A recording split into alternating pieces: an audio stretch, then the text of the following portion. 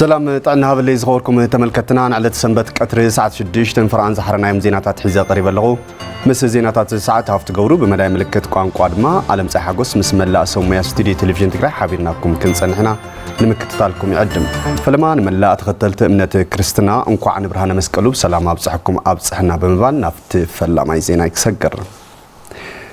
مسقل تمثاليت فرن سلامن كم زخونه ابال منبر سلاما لعلواي بيت كنت اورثودكس توادو تግራይን ሊቀ ጳጳስ ዞባ ምዕራብን ብፁዕ አቡነ ናትናኤል ተዛሪቦም በዓል መስቀል 2018 ዓመተ ምህረት ኣብ ከተማ ዓዲግራት ብድምቀት ተኸቢሩ ንጸብጻብ ሃፍቶም ረዳ ምዕራፍ ገብረ ጻድቅ ከም ሰዓብ ክተወርቦያ በሰለልያዬ አበር በመስቀል አበር በመስቀል بعل مسقل 2018 عامة مرت مسقل نسارت سلام حدنتن تسفان تግራይ بزبل مرح حساب اب كتم عدغرات بدمقت تخبيرو ايبيوم لابويد ايبيوم لابو ابت بعل ملእኽቲ زحلفو ابال منبر سلاما لعلواي بيت كهنت اورثودكس توحدو تግራይን ሊቀ ጳጳስ ዞባ ምዕራብን ብፁዕ አቡነ ናትናኤል መስቀል ተምሳሌት ፍቅርን ሰላምን ከም ዝኾነ ይብርሁ በስመ አብ ወወልድ ومنفس قدوس أحدو أملاك ناي نغستات نغوس نابزي عبيين تاريخاون بعل مسقل انكو عبصحنا انكو عبصحكاتكم مسقل ناي سلامنا ملكتيو كمتي برهان عالم قدوس باولوس أقولاسيس ملختو معرف حدا فقدي عسرا بدم مسقلو او سماينا مدر نزلو سلام جبره كم زبلو مسقل تذكر بمصحفن بتاريخن طرح حتى يكونس او علت تغبارنا نذكرو او ايدنا نጨብጦ او هلينانا نسلو ካብ ተፈጥሮና ጀሚሩ መስቀል ቅርጽ ሰውነትና ባዕሉ መስቀል እዩ እዚ ተደማሚረ ደሞ ናይ ሰላምን ናይ ፍቅርን ምልክትና እዩ ብምዃኑን በዓል መስቀል እንትነኽብር ባህሊ ምክኣል ብምዕባልን ብምትሕልላይን ክኸውን ከም ዝግባእ ብፁዕ አቡነ ናትናኤል ይምዕዱ መስቀል ምልክት ሰላምና እዩ እንትንብል በሐቅን አመሬት በዝረአ ተግባራዊ ስራሕትን ክኸውን ይግብኦ እንኳ አብጽሕኩም እንኳ አብጽሕና እናተባሃልና ነገር ግን ሰላም ዘይህብ አካይዳ እንተኾይኑ ያው ካብ ታሪክ ወጻኢ ካሊ መልእኽቲ ክህልዎ አይኽልን ምልክት ሰላምና እዩ እንትንብል ኣብ ሕድሕድና ኣብ ከከባቢና ኣብ ዘዘለናዮ ናይ ስራሕ ከፈሎና سلام كنسبخ يقبأنا أبت بعال مرحة هيمانوت لعلوت أمرارحة جزاو محدار تجراين كابوش تعدن وتأن زمتو أجايشن ترخيبهم مسكلة زنتو وتو مسكلة زنتو وتو مسكلة زنتو بريزيدنت جيزام محدار تجراي ليتنا لجنرال تادس ورده بعال مسكلة زغبر زلو ህዝቢ ተቃላዕነቱ ኣብ ዝዛይደሉ እዋን ከም ዝኾነ ገሊጾም መንግስቲ ፌደራል በሕገ መንግስት መሰረት ሕቶታት ትግራይ ክምልስ ፕሬዝዳንት ታደሰ ወረደ ጸዊዖም ገብረ መስቀል ኪሮስ አበዮም ለአበው በመስቀሉ بعل مسقل أب عدي يخون أوصا زنبرو سدرا زراخبولون أبزلو وكوينم ون موكل سروم زحطولون يولم بريزيدنت جزيوم محدار تجراي ليتنال جنرال تادس ورده بعد مسقل أملا تجراي بدمك الزغبر كوان تخونه أب جنوسايدا وكينات كونه دحروع لبريتوريا زلو سجماعت بزي مغرافهم حزبي كابل سجعت نسا كوينو كخبري كعلن يلم بريزيدنت تادس ورده أب صبح كينات كوينا نوس وكف سدران جزان زن كحكحم مرد سوات تكوس حزنن تقدأ أصل حزنا أحليفنا هنا قبل الذي وشتاو خناتاتنا انت تزرقن على عينتنا انت وصهن هب بوليتيكا مرحنا تفتر فلالاي نافذ باللي يوقو عدنتنا كزرق دجمر له ماخل دسعنا لهم نايسق عدباب تفتيرو عبد نور لهم بهلخن بتسفان النخبرو بعال دي نيرو حزون تقالعينتنا زقزفة جدا كنفتحهم زقباء الشجرات تشكيلنا تسفى سنئنا عدمن حزب تግራይ بدمكات نخبرو لنا تمزابلتي نامربتهم نكملسون ግዛታው ሓድነት ትግራይ ንኽረጋገጽን ዕድላት ሰላም ጸንቂቕና ክንጥቀሚና ዝወሉ ፕሬዝደንት ታደሰ ወረደ መንግስት ፌደራል ብሕገ መንግስት መሰረት ሕቶታት ትግራይ ክምልስ ይጽውዑ እዛ በጠረጴዛ ዘሎ ፈንዳይ ጉዳይ ካብ ዕቅን ላዕሊ ግዜ ዝወሰደ እንትኾነውን ሕገ መንግስት መሰረት ጌርካ መፍትሒ ክነብረሉ ዝግባእ ሕገ መንግስታዊ መገዲ ክፍታሕ ዝኽእልን ዝግባእን ጉዳይ ኣብ መፍትሑ ምዝጋም ዘሎ ምዃኑ ግልጽ እንትኾነውን ንሰላማውን ፖለቲካውን ፍታሕ ዘሎ ናይ ሰላም ዕድል ተጠቒምና ኩሉ ዝከኣል ተጽዕኖታት ክንፈጥር ኣለና ብወገን መንግስቲ ፌደራል ኢትዮጵያ እዚ ኣብ ግምት ብምእታው ትግራይ ናይ ሰላም ኣጋር ንምግባር ኣብ ጠረጴዝኡ ዘሎ ፈጣሪ سلام فتاري حتى تجري مفتحي كجبرلو نحدد أمونغو موتن حويتن أبزلو تنزازار سلامن تأنافي كونتاتن بمخان كم حزبن جزياو محدارن يغسل كم زلون سلام حميم يلكا مقتال نور يو أمرار حدما كونات متراف زدولي علامة بزي كونات تعوت يو بغعات زلك عيلم بريزيدنت تادس وردم سلام مفتارن معكاون بذي حطوطات مفتحن زي قليلن طوي وين وزحون أمره ذا دكمن تحجست زودن مخانو قلتي بخالي جز بكا أكل لكا ناوكينات مبلاسن حبرتسب كشكمو مقوارن نمقوار موسانن عزيو كبيت كوينو ناي سلام أمارات كيتس أنك أنت خوين دما حبيي ودكادي أمارا رحا كفتنن فتناك حلفن زقبا كوينات بمترافن ناي سلام أمارات سنكيقو بمتكامن بزي كوينات زداليو بمركابني جزياو محدار تجراي حدنا تجارو ناونور نملاس نخلو زساتفة نسان زي شاراون زتان مردان جباية كم زجمرن اتزتان مردان زرداد زسمام عدن حدنا سفترن كم زخون بريزيدنت جنرال تادس ورده أجنزيبهم مدهانيت تايوات زنتو بعد مسكال انتخبر حدنا تزبط قراي بمتنقار زلاء السلام كنجس تسويت كم زجبرو تختلت امنة كريستنا جليسهم بعد مسكال كل تشحن 18 عام مرت عبكت مع مغلب استفلالي مدلوات تخبيرو مرهاو تصفي تملكتولو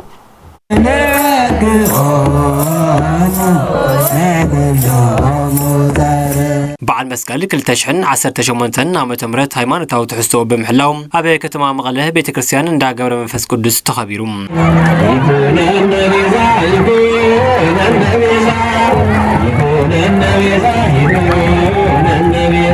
اتباعاً تخبر حدنا تزب تقراي بمتنخار زلق السلام كنجس تثبيت كم زغبر دما تختلتي اتمنات نبرتي كتما مغاله غريصوم امغالن كابيان ابدا غبر زخبر زله بعل مسكن بتاع مدس هالي انكو عبصحكم انكو عبصحنا نملا حزبي كريستيان يبل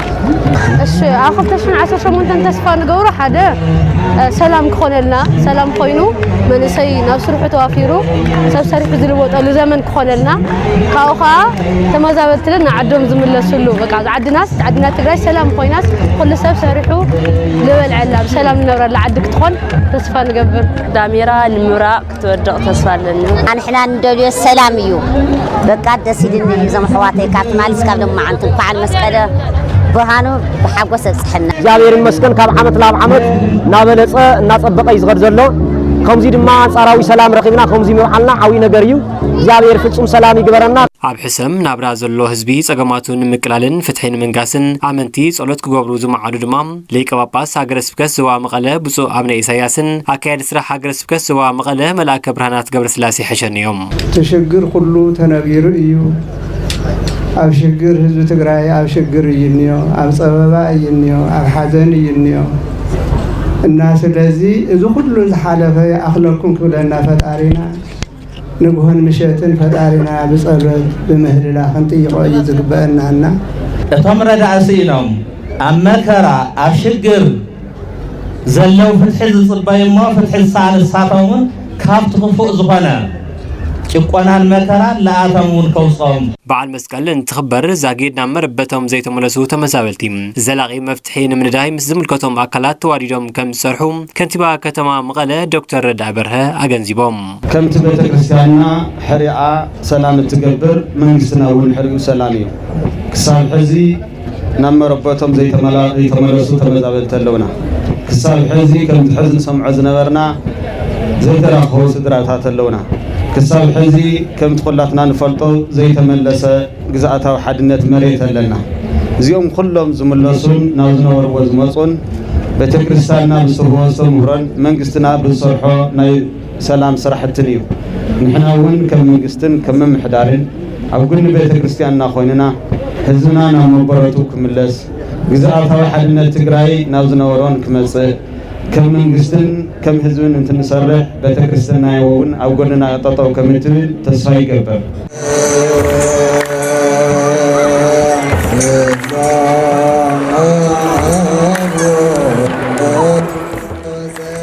ዜናታት ሰንበት ካብዚ ካብ ስቱዲዮ ቴሌቪዥን ትግራይ በቀጥታ ኣብ ምክትታል ትርከቡ ዝኸበርኩም ተመልከትና መሪጽኩም ትከታተሉና ስለ ዘለኹም ድማ ክብረት ያብና ብምባል ናብ ዝቕፅል ዛዕባ ድማ ከስክረኩም መስቀል ብዛዕባ ትግራይ ጉጉይ ምስሊ ንዝሓዞ አካላት ትክክለኛ ምስሊ ብምቕራብ ዝዕረየሉ በዓል እዩ ክብሉ አመሓዳሪ ዞባ ምብራቅ ትግራይ ዶክተር አብርሃም ሓጎስ ገሊጾም ከንቲባ ከተማ ዓዲግራት ኣይተረዳይ ገብረ እግዚአብሔር ብወገኖም ዝተጎደ ማሕበራዊ ርክብን ስነልቦና ህዝብን ብምንቅቃሕ زحش قطبان مفتار كم زسر حرقاقيصوم ويانت بوزنه نزواددو ጸብጻብ ብርሃነ መስፍን ከም ሳብ ካርቦይ ትግራይ ልዕሊ ሰላም ተሰርዖ ነገር ዘይብላን ብትዕግስቲ ተቃለስን ዓድ ድንበር ደላይት ኩናት ኣይኮነትን ዝበሉ አመሓዳሪ ዞባ ምብራቅ ትግራይ ዶክተር አብርሃም ሓጎስ ማሕበረሰብ ዓለም ነዚ ተረዲዮ አውንታዊ ታሪኽ ክጻወት ይጽውዑ ብመሰረታውነቱ ድማ ብዛዕባ ትግራይ ዝተዛብዐ ሓበሬታ ንዘለዎም ናይ ውሽጢ ይኹኑ ናይ ደገ ሓይልታት ትግራይ ደላይት ኩናት ከም ዘይኮነት እኳ ዳስ ኣብ ርእሲ መዓት በሰላኣን ቃንዛኣን ሕዝውን ብሰላሕታ ዝውሰኸሉ ዘሎ ዝተፈላለየ መናውራታትን ተጻዊራ ልዕሊ ሰላም እትሰርዖ ስለ ዘይብላ ብትዕግስትን ሰላማውን መንገዲ ትቃለስ ከም ዘላ ነርእየሉ በዓል እዩ ዝኾነ ደላይ ሰላም ይኹን ማሕበረሰብ ዓለም ድማ ነዚ ተረዲዩ ተራውን ክጻወት ጻውዒትና እናሕልፈሉ በዓል እውን እዩ በዓል መስቀል ኣብ ልዕሊና ዝበጽሐ ብርሰትን ሃስያን ካብ ሕልናና ከይሃሰሰን ቁስርና ከይሓወይን እነኽብሮ በዓል መስቀል ካብ ዝበጽሐና በሰላም ምሕዋይን ብሄራዊ ሓድነት ብምጥንኻርን ዝዓነወ ቁጠባ ክነቃቃሕ ብምግባርን ክኸውን ይግባእ ድማ ኢሎም ኢለን በሉ ብምንዛሕ ንኸይትመፁ ንምግባር ዝተተነገ ሸርሒ ጋሊህኩም ኣብዙይ ምሳናን ምስ ህዝብኹምን እተብዕሉ ዘለኹም ኣሓትናን ኣሕዋትናን በኣኹም ሕቡናት ኢና እሞ ምስጋና ይብጻሕኩም ክብሪ ድማ ተወንዘፉ ክንብለኩም ይደሊ ኣብ በዓላት ምስ ህዝብኹም ክትውዕሉ ምሳና እውን ክተሕልፉ ጥራሕ ዘይኮነስ ኣብ ዓድኹም መጺኹም ሃፍተ ንዋይኩም ክተፍስሱ ኢንቨስት ክትገብሩ ልምዓት ክተቀላጥፉ ንባዕልኹም ተረቢሕኩም ንህዝብኹም እውን ክተርብሑ እግረ መንገድና ጻውዒትና እናቅረብና ከም ምምሕዳር ዞባ ምብራቅ ካባና ዝድለ ዘበለ ኩሉ ድጋፋት ከም እንገብረልኩም ክነረጋግጽ ንፈቱ ከንቲባ ከተማ ዓዲግራት ኣይተረዳይ ገብረ እግዚአብሔር ብወገኖም ዝተጎድአ ማሕበራዊ ርክብን ስነልቦናን ህዝብና ብምንቅቃሕ ዝሓሸ ቁጠባ ንምፍጣር ከም ዝስራሕ የረጋግጹ ንቐጻሊ ድማ ከምቲ ብመሪሕ ሓሳብ ዝተገለጸ መስቀል ንሰላም ሓድነትን ተስፋን ትግራይ ኢልና ዝተበገስና ሓድነትና ብምስትጣም ሰላምናን ድሕንነትናን ውሕስ ኮይኑ ከም ዝቕጽል ብምትእምማን ቀጻልን ንፍጽሞም ናይ ሰላም ጸጥታ ድሕንነትን ልምዓትን ስራሕትና ብምምሕያሽ ቀጻልነት ክህልዎም መሰረት ኣቕሚጡ ክሓልፍን እዚ ከይተዛሓሓለ ድማ ብሰንክቲ ኣብ ልዕሌና ዝወረደ ጀኖሳይዳዊ ኩናትን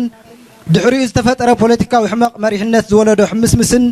ተንጠልጢሎም ዝጸንሑ ናይ ተጠቃምነትን መርበርን ሕቶታት መግለጺ ባህሊ ታሪክን ክብርታትን ኮይኖም ክስርሑ ዝግብኦም ንነዊሕ ግዜ እናተንከባለሉ ዝጸንሑ ወሰንቲ ሕቶታት ህዝብና ብቀደም ሰዓብ ሰሪዕና ኣብ ውሽጢ ዓድን ወፃእን ዘሎ ኩሉ ዓይነት ዓቕሚ ተወለድትን ፈተውትን ዓጋመ ኣዋዲድና ደረጃ ብደረጃ ኣብ ዝሓፀረ ግዜ መልክዕ ከም ነትሕዝ ብተግባር ተማሂርናሉ ኣለና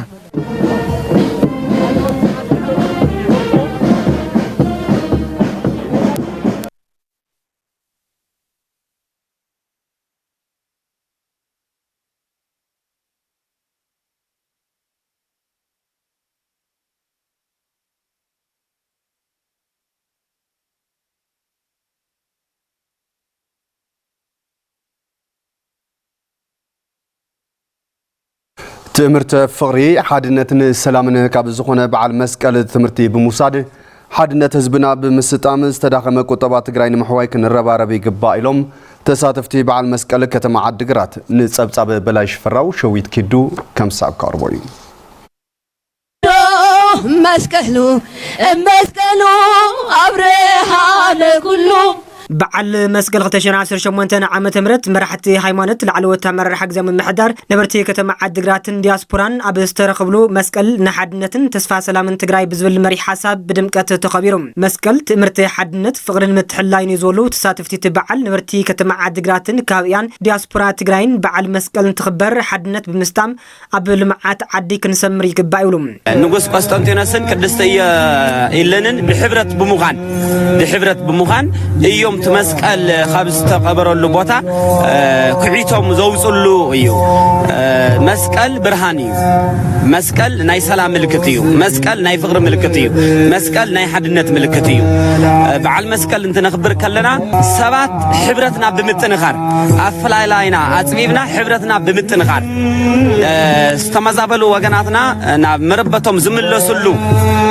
ዝተጸገሙ ወገናት ድማ ንጸገሞም ፍትሕ ዝረኽብሉ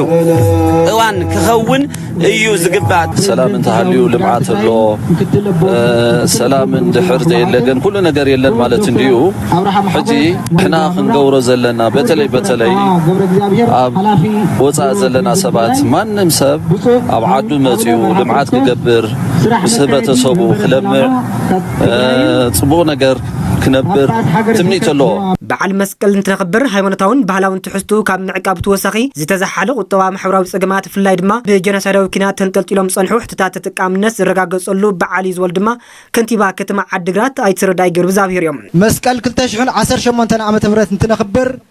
ሃይማኖታውን ባህላውን ትሕዝቱን ትውፊትን ድምቀቱን ካብ ምዕቃብ ተወሳኺ ዝተዛሓለ ኢኮኖሚ ዝተዛብዐ ማሕበራዊ ርክባትን ዝተጎደእ ስነ ልቦናን ህዝብና ተስፋን ምንቅቃሕን ፈጢሩ ሓድነትና ብምስትጣም ሰላምናን ድሕንነትናን ውሕስ ኮይኑ ከም ዝቕጽል ብምትእምማን ቀጻልን ፍጽሞም ናይ ሰላም ጸጥታ ድሕንነትን ልምዓትን ስራሕትና ብምምሕያሽ ብሰንክቲ ኣብ ልዕሌና ዝወረደ ጀኖሳይዳዊ ኩናትን ድሕሪኡ ዝተፈጠረ ፖለቲካዊ ሕመቕ መሪሕነት ዝወለዶ ሕምስምስን